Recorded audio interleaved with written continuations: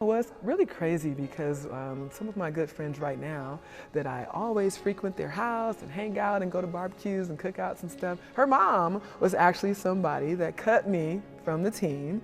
And I think after that, I realized, you know what, maybe I am an athlete. You guys come cheer for me. So I started playing basketball and I found that that was my calling, being an athlete, running track, playing volleyball. So that was actually the jump start of, me becoming an athlete, was getting cut from cheerleading. How about that?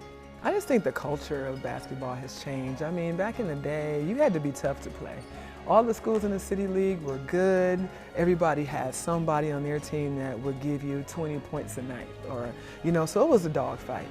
So I think the culture of, the players were tougher, the games were tougher, there were more good teams. You don't see a lot of stacked teams, you see kind of a lot of even teams. So I think that was probably the biggest difference. It's funny because like some of my students, when we're in like, weightlifting, or if we're just kind of working out, or, the classes go to the gym for something, and I'll show them a picture. They're like, oh, that's you? Oh my God, it's so funny. So some of the pictures I don't want to see, they're a little embarrassing. I don't know what I had going on back then, But yeah, they laugh at a lot of those pictures. I mean, I have my class picture, my Hall of Fame picture up there, and just some of the teams that won the cities for track, basketball, and volleyball. So it's kind of cool to see it. That's why I have so much passion, because I'm like, hey, I went here, I did this, I was in your shoes, I wore that jersey, so let's go. Like, I have that passion for it.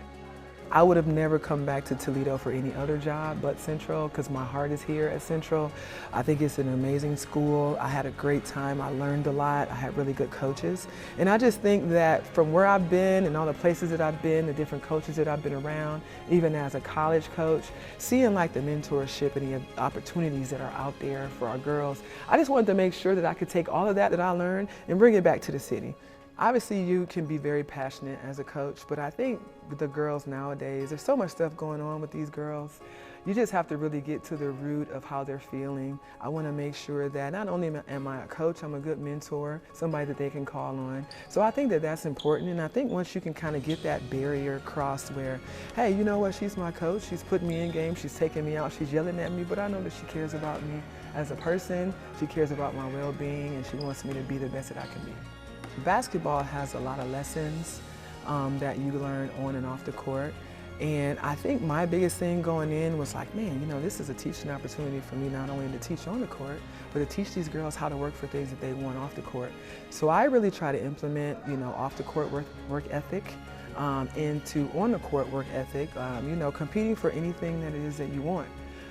So I just think like, going off and doing the different things that I've done, just the lessons that I've learned, I try to really have a lot of different teachable moments with the girls.